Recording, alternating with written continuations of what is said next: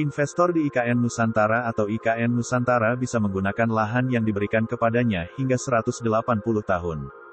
Lahan ini diberikan dalam bentuk hak guna usaha, HGU. Namun, tak sedikit kelompok yang mencibir kebijakan tersebut. Pemerintah dinilai mengobral izin dengan mudah dan murah demi mendapatkan investor untuk membangun ibu kota Nusantara, Kalimantan Timur.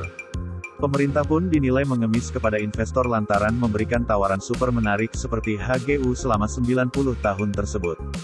Dilansir dari Kontan, Menteri Investasi Kepala BKPM Bahlil Lahadalia buka suara terkait revisi Undang-Undang Ibu Kota Negara (UU IKN) mengenai kepemilikan hak guna lahan bagi investor selama 90 tahun hingga 180 tahun. Menurutnya kebijakan tersebut sebagai pemanis untuk menarik perhatian investor agar mau menanamkan modalnya di IKN Nusantara Kalimantan Timur. Jangka waktu kepemilikan lahan ini, menurutnya akan menjadi daya tarik tersendiri, dan sudah dilakukan di berbagai negara. Sebagai contoh, di Singapura juga menerapkan kebijakan hak guna usaha, HGU, sampai dengan 100 tahun lebih.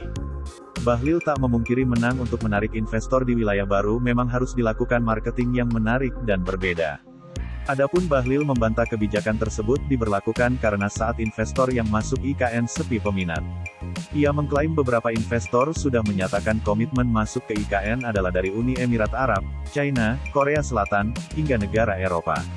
Menteri Perencanaan Pembangunan Nasional Kepala Bappenas Suharso Monoarfa mengakui, permintaan investor merupakan salah satu alasan pemerintah mengajukan revisi Undang-Undang Ibu Kota Negara (UU IKN) ke DPR. Suharso mengatakan, sejumlah investor meminta kepastian bahwa mereka bisa membeli lahan di IKN Nusantara atau Ibu Kota Nusantara. Bukan sekadar mendapatkan hak menggunakan lahan selama 90 atau 180 tahun. Para investor menginginkan untuk bisa bukan hanya mendapatkan hak selama 90 tahun atau bisa 2 kali lipat 180 tahun.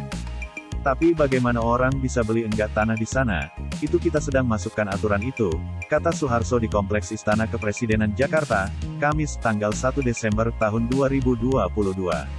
Ia mengeklaim, pemerintah mengajukan revisi UU IKN ke DPR demi memperkuat sejumlah ketentuan dalam UU tersebut yang awalnya bakal diatur dalam peraturan pemerintah PP, atau peraturan presiden, Perpres.